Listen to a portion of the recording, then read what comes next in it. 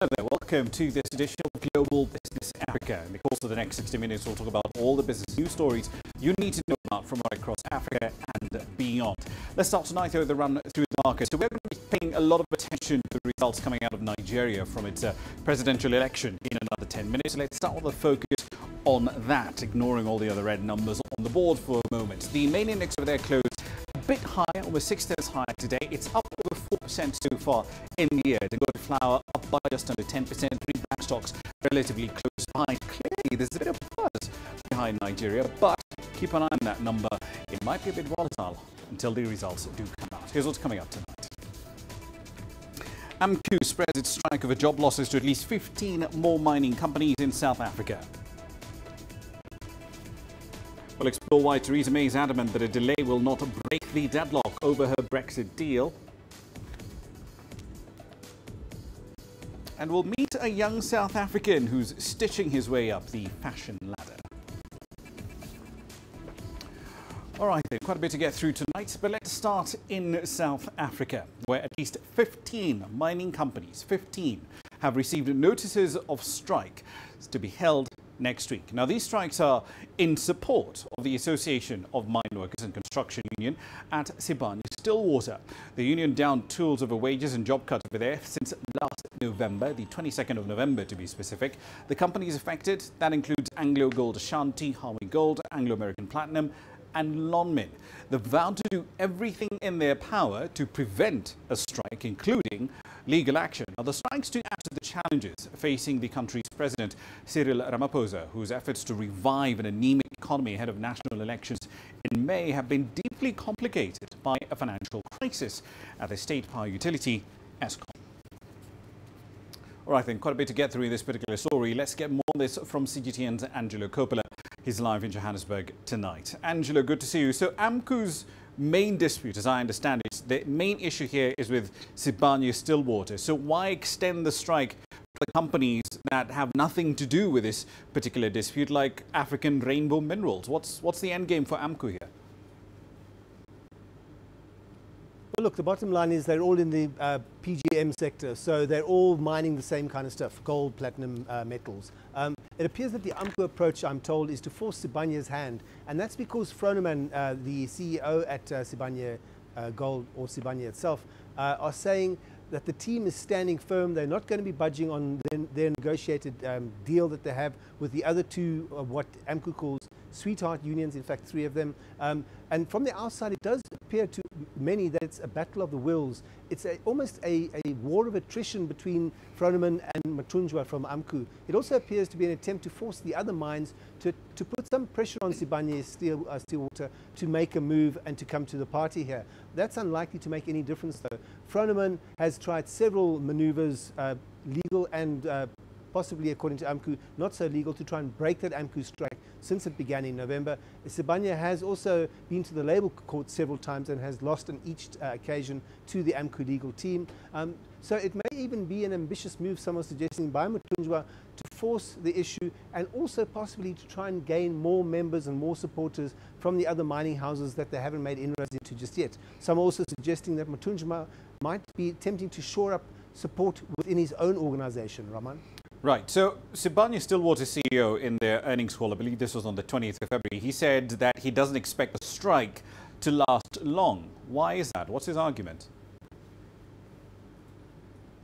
Well, the background and context here is that Froneman was saying that when the strike was first announced in November, he was expecting it to be finalized before Christmas, because his thinking was that people, the miners that were on strike, needed money for Christmas, for when they went home to be with their families, and obviously to buy gifts and the like for those who did celebrate Christmas. But the strike continues. Possibly he's expecting those striking workers to now start folding because they haven't had income since November, in fact. So that's nearly 4 months down the line. So it is placing pressure on those extended families at those areas that are so far removed from the mine. Long platinum strike a couple of years ago. The union had their demands met there, as you'll recall, in the short term, but staff cuts did happen in that sector as the commodity prices remain relatively flat there. So the battle is finely balanced, and we have also just heard about a downgrade announcement by Moody's last week, which Matunjwa attempted to suggest vindicated his union's approach to a more humane approach to mining that Sibanye-Stillwater needs to follow, Raman. Indeed, and of course the job cuts still continue right across the sector. One last question for you. So to what extent is the strike likely to make it a lot more difficult for Sibanye-Stillwater to integrate Lonmin into its broader operations? Well, look, that's just part of the problem. The Moody's downgrade last week didn't help matters either. It makes borrowing money more expensive for Sibanye-Stillwater, something that Froneman can ill afford at the moment. That, combined with reduced gold ounces mined and sold, makes the mines business a little tougher. The agency cited challenging operating conditions in the South African operations and increasing refinancing risks for the company because it's got a $430 million revolving credit facility that matures in November. The company also faced some underperformance in the gold operations here because of safety incidents in the first half of 2018.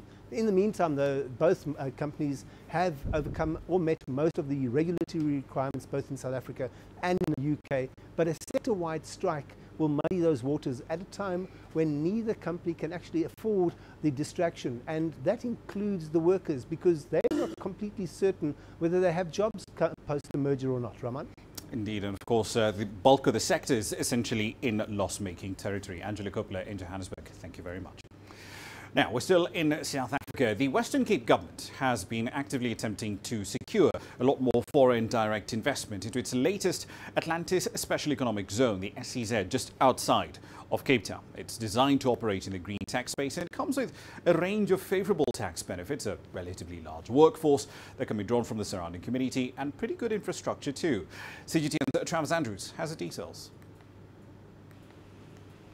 As South Africa's latest special economic zone, the Atlantis SEZ is being primed for growth, and a zone which could contribute greatly to key areas of the Western Cape's economy. China's iCenter is one of the zone's earliest investors, setting up shop and investing millions of dollars in a new factory that manufactures anything from TVs to fridges. They've also created hundreds of new jobs and uplifted the local economy. Now officials are hoping direct connectivity will assist with planned outbound trade missions to China. We need to really grow our Chinese visitors. Part of the problem is connectivity. Up until very recently, we had no non-stop flight into China. We now have a flight to Hong Kong on Cathay Pacific that launched at the end of last year, and they'll be running seasonal flights for the foreseeable future and hopefully upgrading to a year-round service. This is a non-stop connection from Cape Town into Hong Kong, providing the best connection from China to South Africa. Atlantis is being touted as a green special economic hub, which can assist Chinese companies who are planning on establishing an African expansion project, with products such as geotextiles and wind towers. The benefits also for the community of largely unemployed people have also proven itself over and over again. Hisense was one of the first anchor tenants in that space, over 200 people that they employ. So there is already intervention from international companies. That's the Green Economic Tech Zone. These are the kind of spaces that young people are even interested in because they're interested in innovation, they're interested in tech, and these are the places that we're going to upskill and give opportunity to young people. But more opportunities are also being promoted in the Saldanha Bay Industrial Development Zone, which is close by and is already an important iron ore shipping route between China and South Africa. Authorities are hoping that Chinese investment in both the Atlantis Special Economic Zone and the Saldanha Bay Industrial Development Zone will spur a jobs boom along this west coast. They're also hoping that President Cyril Ramaphosa's pledge to attract over $100 billion in foreign direct investment will gain in momentum, especially on his next visit to China. Travis Andrews, CGTN, Cape Town.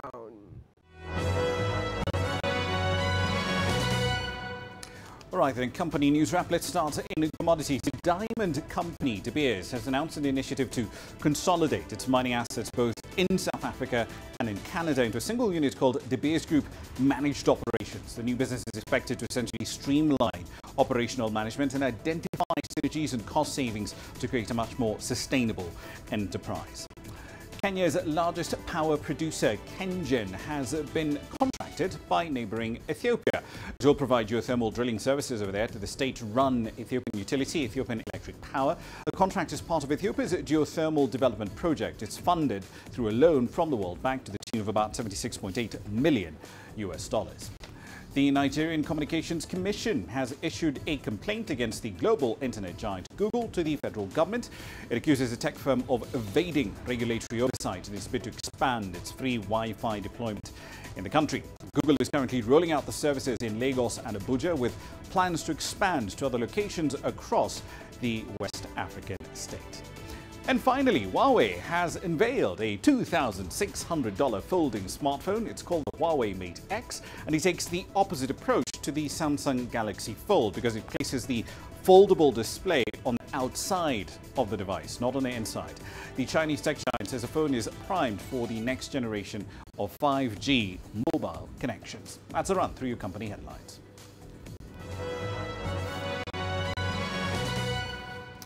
It's time for a short break on Global Business Africa. Plenty more coming up, including this.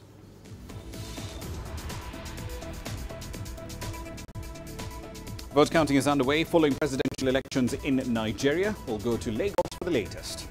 And Rwanda's investment hits a $2 billion mark so far this year. All that and more is in the pipeline. The world economy as we know it is about to change. Global business reports highlight emerging markets, developing countries, and dynamic sectors worldwide. We feature top analysts and newsmakers to provide perspectives on every facet of business.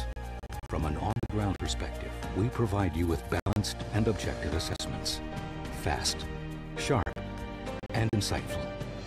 Global Business. Only on CGTN. Every story starts out like this. Okay. We'll head up now. But beyond the rush of the numbers, there's always a more fundamental question. What happened? Who has been affected? When market-moving decisions are made, who's responsible? And why? Let's get some reaction on ground. Joining us in Johannesburg is Sumitra Naidoo. Hello, Naro. This is how whole stories begin. See how they end. Only on Global Business. There's more to this place than just glorious landscapes. There's more to it than just, say, Table Mountain or glorious, endless salt flats. There's more to it than countries that are home to some of the deepest mines in the world. There is so much more to this place, even if it is home to some of the finest diamonds on the planet. It is the sheer diversity of the people who call Southern Africa home, and the relentless drive to make it a better place that make it so special. And we know that because this too is home.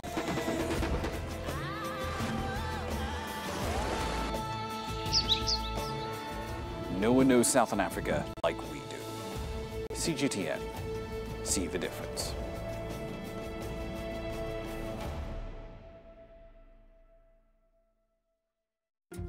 Africa is the nexus of enterprise, and Global Business will tell you why it matters. From the mega investment projects to multi-billion-dollar mergers and acquisitions. Africa today collects, just in terms of revenues from taxes alone, $545 billion a year. If you take 10% of that and you devote it to the energy sector, problem solved. All this on Global Business, weekdays at this time on CGTN.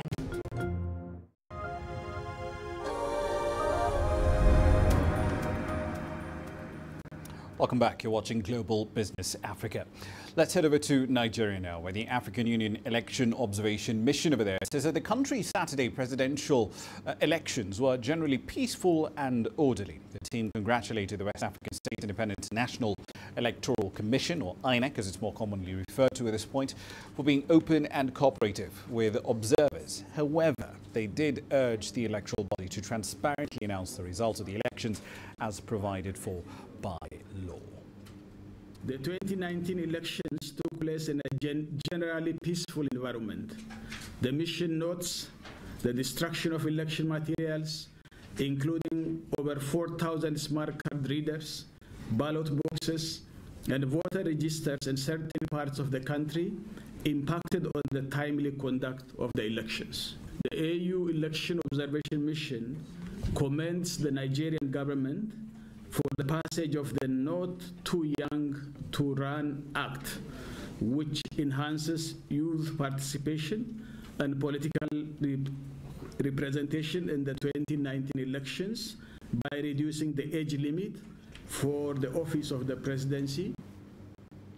Right then, quite a bit to get through on this developing story. Let's get the latest now from Deji Badmus. He joins us now live from Lagos with a lot more. So, Deji, earlier today, INEC announced that the incumbent had won Ekiti and Osun states, and I can see that actually of the 7 or so states they've announced, is actually won pretty much most of them, 6 of those, except for the Federal Capital Territory. Walk us through the results that are coming in so far.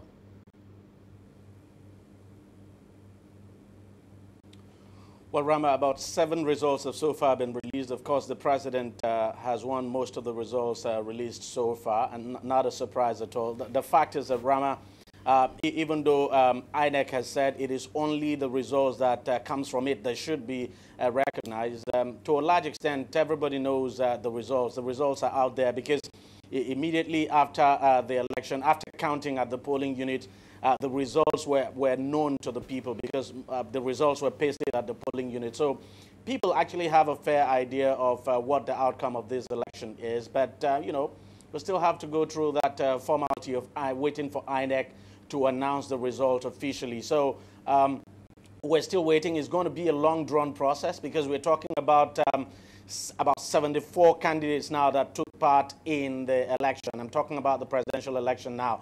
And then the way it is done, when these results come in, you have to read out the result of each of these candidates. And imagine 73, between 73 and 74. So it takes a long time. And it might not be until maybe sometime late tomorrow before we get the full results, because you know, we're still doing around 7 or 8 states now, and we still have about 29 states more to go. So it's going to be a long drawn process, and unfortunately, it's partly because you have, I don't know whether to call it unfortunately now, but because you have so many candidates now that have taken part in the presidential election.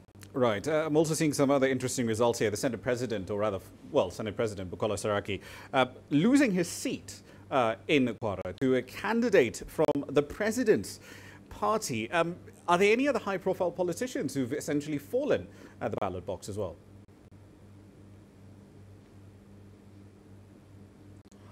Well, it's good you talked about the Senate President, because that has been the highlight of the election so far. Everybody's talking about it.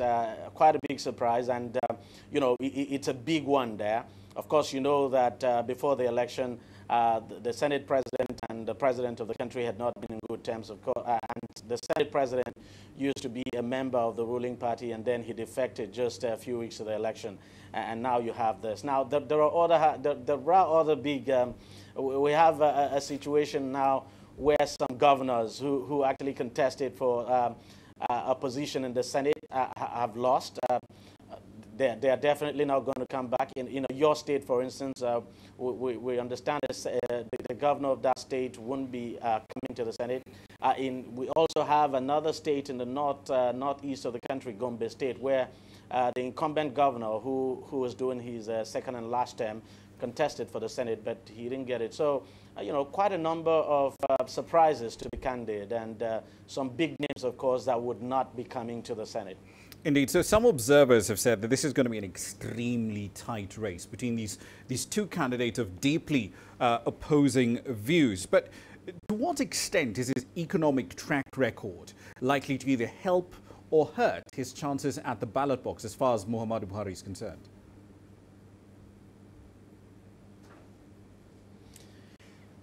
Ramah, it's difficult for me to say at this point, and I've always made the case that you know, that the electorate would go to the poll to elect just on the basis of the economic performance of the government or the economic program of the opposition. Fact is that a lot of factors come into play. If you look at the way the elections have gone, you look at the results that are coming in. You know, the president has basically maintained his base, and there's no question at all that from the results we have seen, the president has lost some mileage, no doubt about that, especially in the south of the country. But of course, he's been able to maintain his base in the north, and some of his bases, of course, in the south, he's been able to maintain that. I would not put that down to that he's doing well now. I wouldn't put that down to his economic policies. It's difficult to say that. I think some other factors are mainly responsible for it.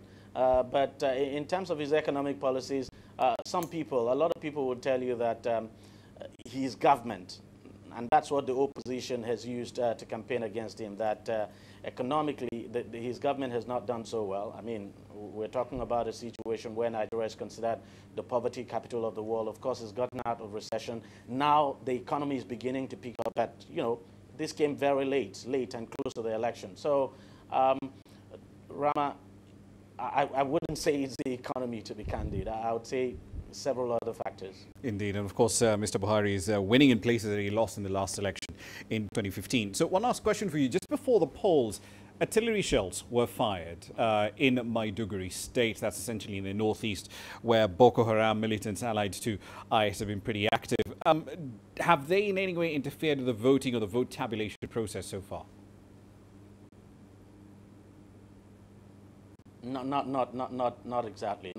And, you know, the military came out to clarify that some of those shots that were heard on the day of the election were actually warning shots, that it was the military carrying out what it calls a show of force, just to, you know, send a clear warning or signal to Boko Haram now if it was planning to carry out any attack. But of course, we eventually got to, you know, it was later discovered that Boko Haram did try to carry out an attack, but it did not in any way affect the election in the northeast of the country. Election actually took place there.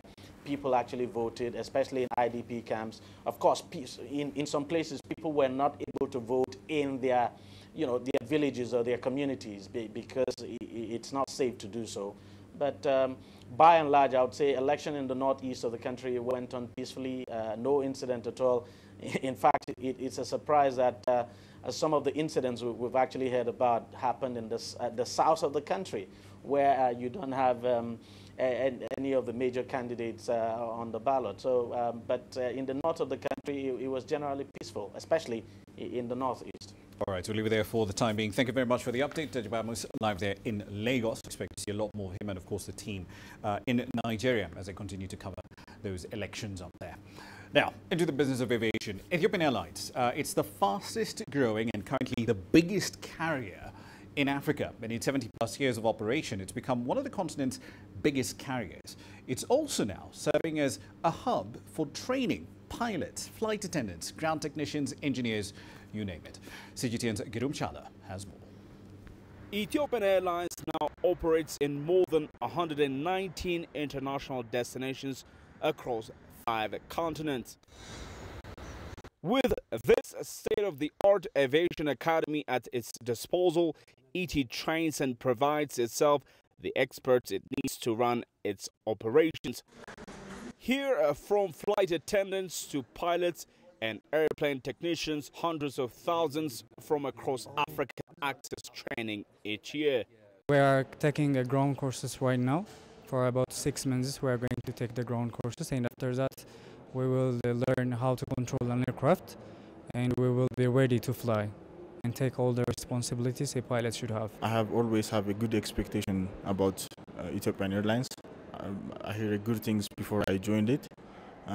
Since I've been here, everything is good. The instructors are well equipped with good understanding of flight principles, and now we are on ground school, which is we will attend here for about 5 months, and we are getting good education. Ethiopian Airlines Aviation Academy says the airliner is focused on increasing the size and quality of the skills in the aviation industry. Basically, Ethiopian Airlines is an institution which work on human capital. And I think we can agree that nowadays in this 21st century, human capital is as important as building the tools as well. So I think we're playing our role as well in building human capital, especially the future pilots. Ethiopian is currently among the most successful and profitable airlines in the world. The ET Group CEO Tawolde Gabramariam credits the success to the staff who have undergone training at this academy. The airline, he says, is a preferred carrier for many African travelers.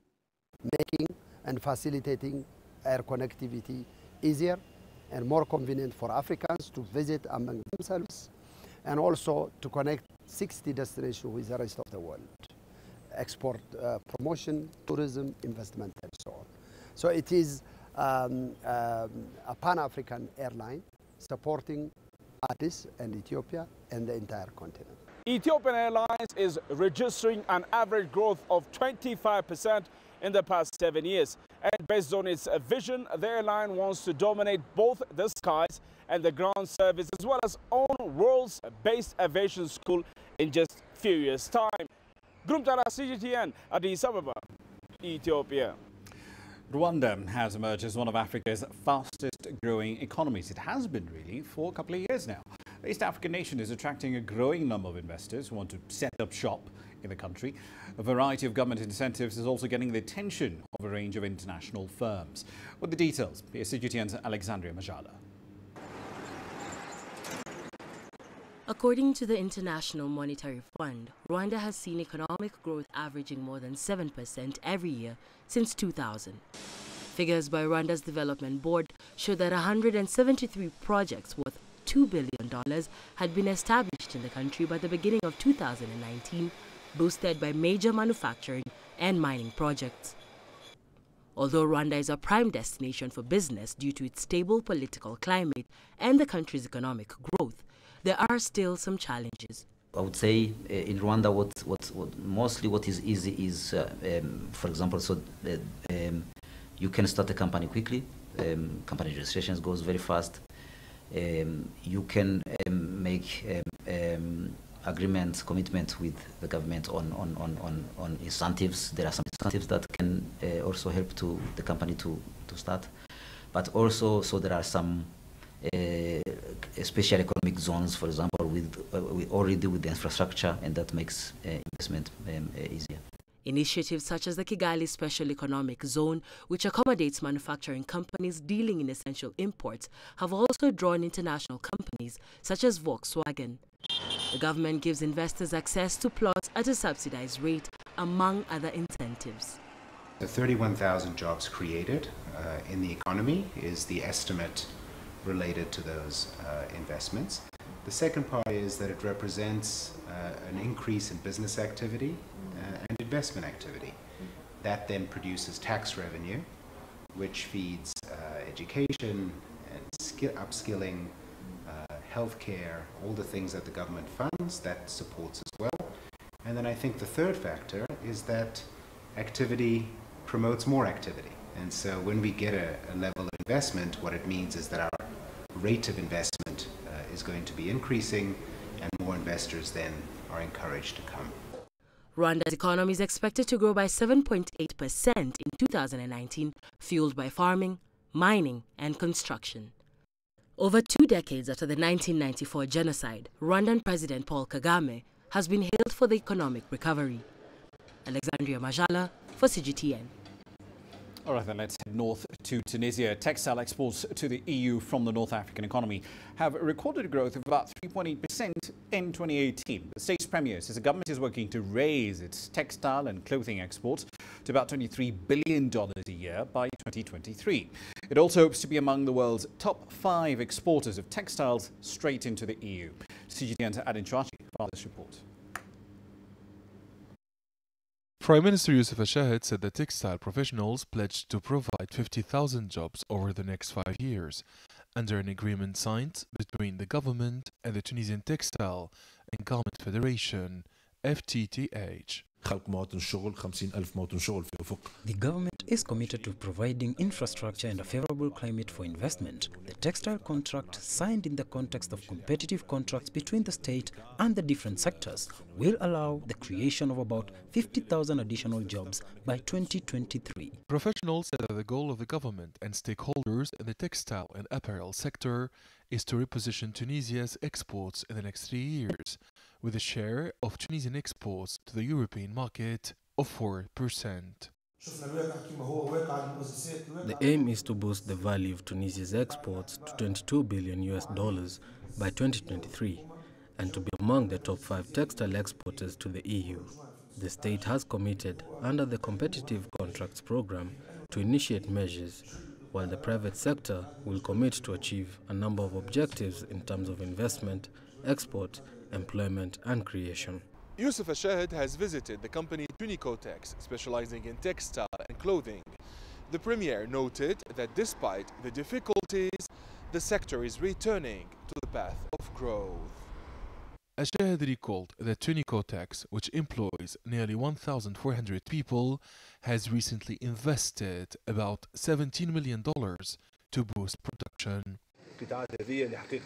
This company is an example of the capacity of companies established in Tunisia to expand and achieve success. It plans as part of the diversification of its products to extend its headquarters on an area of more than 2,000 meters cubed and installed the clean energy system through solar energy. According to the Ministry of Industry, Law 72 was the most important economic measure in the last 50 years that had helped develop the textile sector. Authorities have called on Tunisian and foreign businessmen to increase investment and exports in the sector, adding that the state is committed to ensuring a conducive business climate. Adnan Chouachi, CGTN, Tunis. It's time for another break. You're watching Global Business Africa. Here's what's coming up next.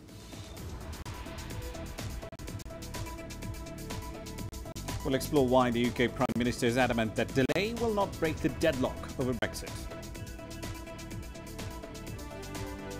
And in tech, Huawei finally unveils its contender in the foldable phone market. All that and more coming up next.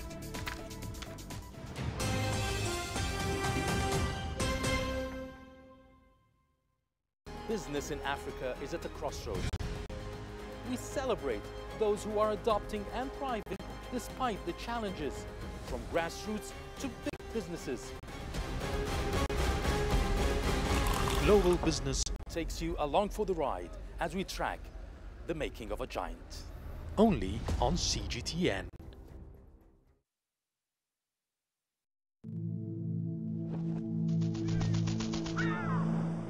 How will your world change today? What happens here? What happens there? Or what you make happen for yourself? If it matters to you, it matters to us too. Your stories are the stories that need to be told. Africa Live. Find your voice.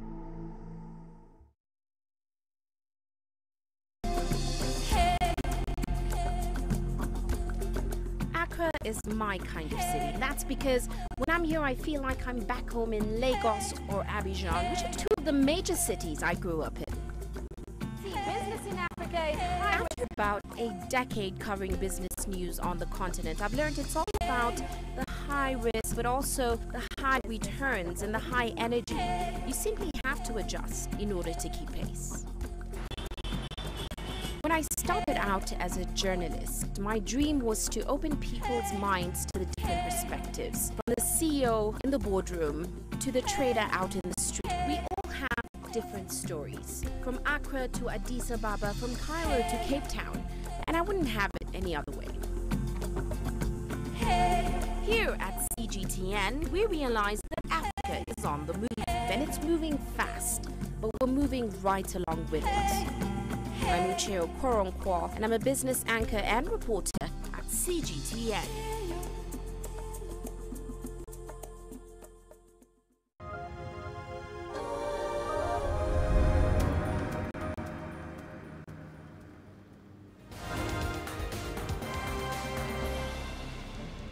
Welcome back. You're watching Global Business Africa. Let's recap the stories making your headlines at this hour. Starting in Senegal, the Prime Minister over there, Mohamed Dionne, says that the President, Macky Sall, is on course for a first-round win after Sunday's election. Now, Dionne says that preliminary results compiled so far show that Macky Sall is well ahead and projects a victory of at least 57% of all votes cast. In North Africa, several people have been arrested following Sunday's protests that rocked the capital, Algiers. The protesters were marching against President Abdelaziz Bouteflika's plans to vie for a fifth term in office. Calls are being made to authorities to abandon plans for the 82-year-old head of state to extend his rule. And finally, Nigeria President Muhammadu Buhari has taken an early lead with 1.3 million votes. The former Vice President Atiku Abubakar has 1.1 million. It's a pretty tight race so far. The results, however, could change as more results are expected to be tallied and brought in and announced overnight. Voting was extended to Sunday in several states to allow voters who are unable to cast their votes on election day, that was Saturday, due to late delivery of polling materials or just late opening of polling stations. That's a run through your headlines. On to matters further afield now. Prime Minister Theresa May has yet again expressed hope that a deal will be arrived at for the UK to leave the European Union, as she puts it, in an orderly manner. Speaking about talks with EU leaders at a forum in Egypt in Sharm el-Sheikh, May admitted that there was still more to do before Parliament could vote on a plan again, but she hoped that Britain would leave the EU on schedule on the 29th of March. What we're working for is to deliver what Parliament asked us to do, which was to address the issue that they have a concern about in relation to the backstop. We're doing that. We're working with the European Union on that, with the Commission. We've had constructive meetings over the last week. My team will be back in Brussels tomorrow, continuing those discussions. As I say, I believe it is within our grasp to leave with a deal on the 29th of March. And I think that's where all our energies should be focused. Any delay is a delay. It doesn't address the issue. It doesn't resolve the issue. I think there is, as I say, the opportunity to leave with a deal on the 29th of March, and that's what we're going to be working on. Now, the Chinese President Xi Jinping has emphasized the role of finance in serving the country's real economy at the Political Bureau of the CPC Central Committee. He also underlined the need to deepen supply-side reform in the financial sector, while also fending off potential risks. Guan Shen filed this report. China's top leadership is sending the signal again. It's time to kick the nation's financial reform into high gear. At a recent study session of the Political Bureau of the CPC Central Committee, President Xi Jinping stressed the importance to step up supply-side reform in the financial industry. At the same time, he underscored that financial markets should play a bigger role in serving the country's economy. To deepen the supply-side reform, President Xi said that China should first and foremost have a better understanding of the financial situations both home and abroad. He indicated that correctly grasping the nature of finance is also key for advancing the structural reform and striking a balance between growth and risk prevention. To elevate the role of financial sector in serving the real economy, President Xi called for further optimizing the financial system and financing structure. He specifically mentioned to lower barriers for small and mid-sized enterprises to get financial assistance. He also suggested that tech firms and private firms focused on innovation should have easier access to financial help. In addition, President Xi said that risk prevention, especially systemic risk prevention, is another crucial task for China's financial reform. He pointed out that improving infrastructure, particularly those involved with information security, is the first step to counter potential risks. He also urged more efforts should be made to strengthen regulations and fight corruption. Guanxin, CGTN.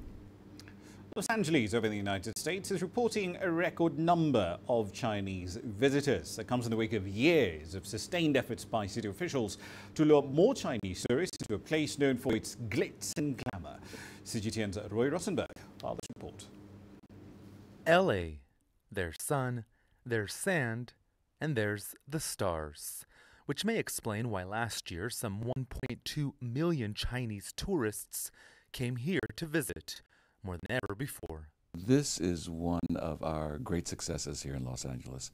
Ernie Wooden oversees the city's tourism bureau. LA is quite the aspirational place to go, Los Angeles, and the Chinese hope that one day on their bucket list that they're going to come. 10-year-old Dong Yijun was thrilled his family didn't make him wait too long.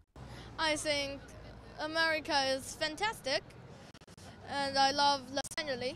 Why? Because it's beautiful and it's, I think it's great. The city's China Ready program helps local businesses customize their services to visitors from China. The Chinese tourist is unlike any other tourist in the world. Their interests are different. What they do when they come here is different. For example, if you're from Germany or France, one of the first things you'll do after you unpack is you'll go to the beach for a tan, not the Chinese. Instead, he says they go shopping. They stay longer, they spend more money, and they spend money on luxury goods. Last year, Chinese tourists contributed $1.5 billion to LA's economy. The communication between China and America is more active. We come here that's because our daughter studied here. One of the must-see stops for every tourist, including those coming from China, is the Chinese Theater on Hollywood Boulevard. It was built almost 100 years ago by Americans who specifically wanted to honor Chinese design. Hong Kong-born director John Woo's handprints are among those that grace its famous entrance. It's not by chance that more Chinese are coming to LA. Over the last decade, the city has set up tourism offices in Beijing, Shanghai, Guangzhou, and most recently, Chengdu. As a result, a third of Chinese tourists now coming to the U.S.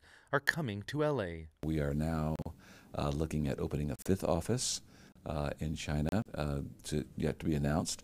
But we are very much interested in getting deeper into central China. Getting them here is one thing, but amid the growing competition of places to go, getting them to come back is another. Roy Rottenberg, CGTN in Los Angeles. The Chinese tech giant Huawei is taking the center stage at this year's edition of the Mobile World Congress that's taking place in Barcelona. It presented the first foldable 5G smartphone at the event. It's called the Huawei Mate X, and it's heated up competition between the global smartphone market's dominant players. CGTN's Wang Chiwei brings us what's hot at the Congress in Barcelona.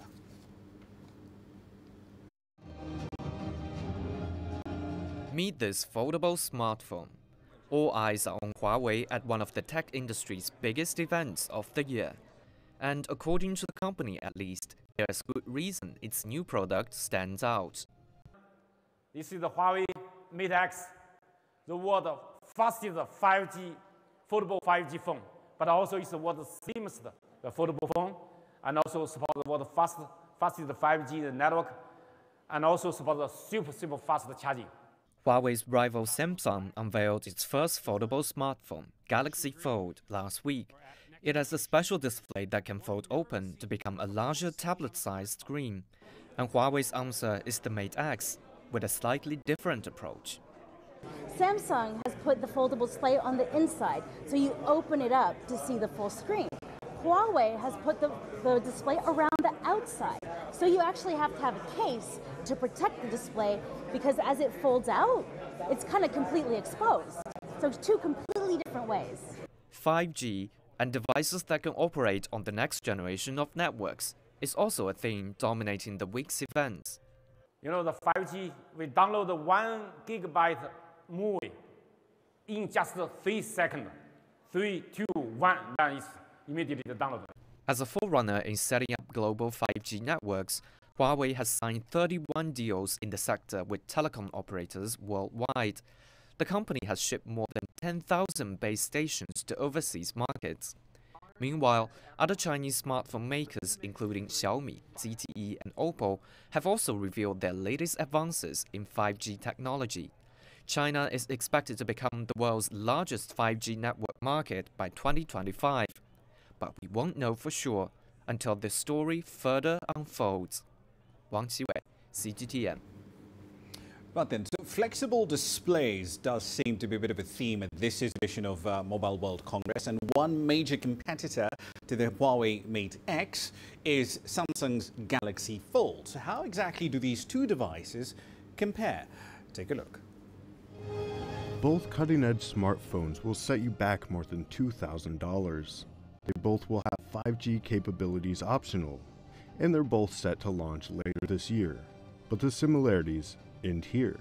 A bigger notch-free screen. This is how Huawei says the Mate X differs from the Galaxy Fold. The Mate X folds on the outside of the device, while the Galaxy Fold takes form of a book, with its largest screen on the inside, protected by the outer cover, a smaller screen. In both modes, Mate X's display is larger than Samsung's, but it does not have a second display on its reverse side. And while both phones have batteries on each side of the Fold, Huawei says their battery can be recharged quicker. But consumers may be the ones to come out on top of the foldable phone war. Huawei's consumer device chief Richard Yu says he hopes the price of their phone will reduce over time. All right, then a quick run through commodity prices here for you. Brent crude and even WTI, it actually did fall today. Brent crude is about 2.88% lower at 16.16 GMT, but even at those levels, it's still up 20.6% in barely 8 weeks. That's not a bad capital gain that you're looking at. That perhaps, though, that decline, that perhaps explains a tweet from Donald Trump earlier on in the day, raging against high oil prices. We've seen that playbook before. Last tweet on oil prices was just before OPEC's December meeting. At that point in time, the cartel said, well, thank you, next. But will this latest effort to talk down the market really work? We'll find out. Here's what's coming up next.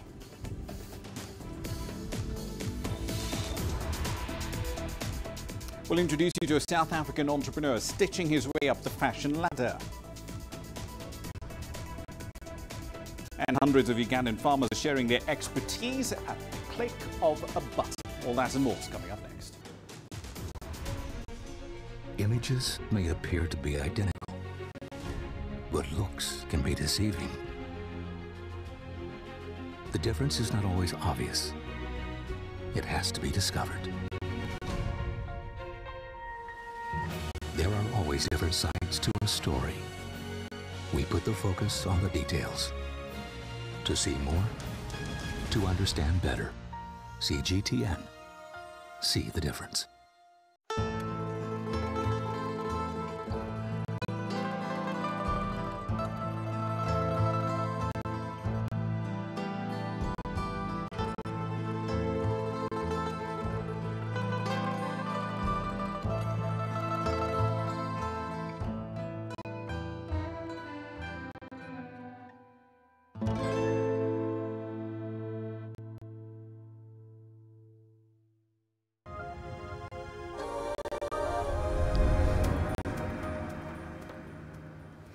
Welcome back. Let's focus on SMEs now. A young South African entrepreneur has defied the odds and gotten his fashion label right off the ground. Zolani moved to Johannesburg from the Eastern Cape in the hope of finding success, but the city of gold was rather unkind to him. It wasn't long before he found himself living on the streets, struggling to survive. But he never gave up.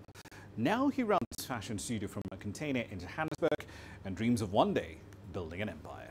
CGTN's Julie Shai visited Zolani's studio in Hillbrow.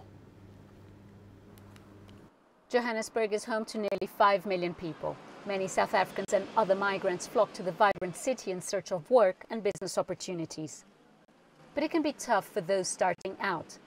Ntsikelelo Zolani learned the hard way when he moved from Port Elizabeth to launch his fashion label Shaka Kosa. I was shocked. I had challenges with rent because at that time I was studying. I ended up sleeping in shelters. Then in shelters I became a victim. People started stealing my stuff. From being in a shelter, I live in abandoned houses. From abandoned houses, I live in parks. But there was no turning back. Zolani continued his craft on the street so he could buy food And then his luck turned. My mother lady who bought my products was living in England. From then on, piece by piece, things started changing and people coming bought from me.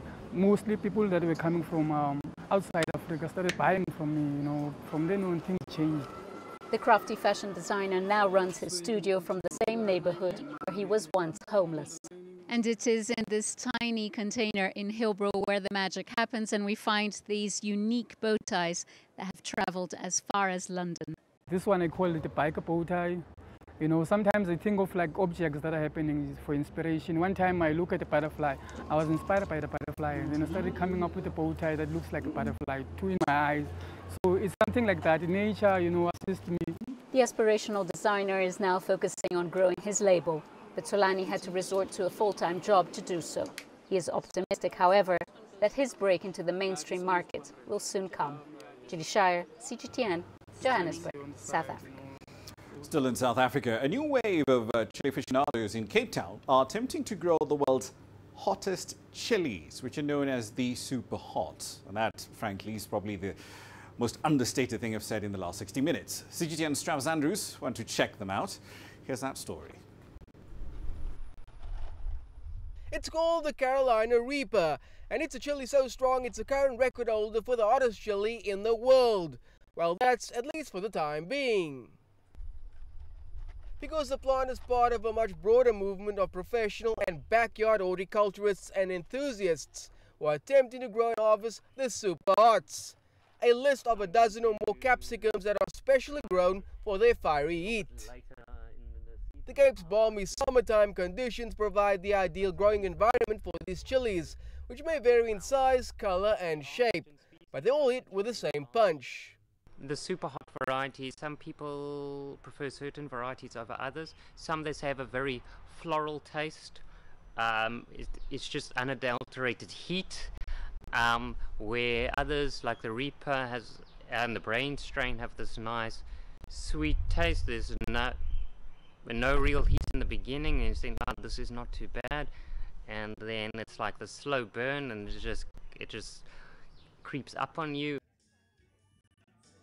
The Carolina Reaper is currently one of the most famous chilies in the world due to the public hype about its strength, and its bright red fruit contrasted by its green plant serves as a warning to all. The chilies are measured also in Scoville heat units, with the higher the number, the higher the heat. The ghost pepper coming in at number 2 and the 7-part douglas not far behind, but still one remains supreme.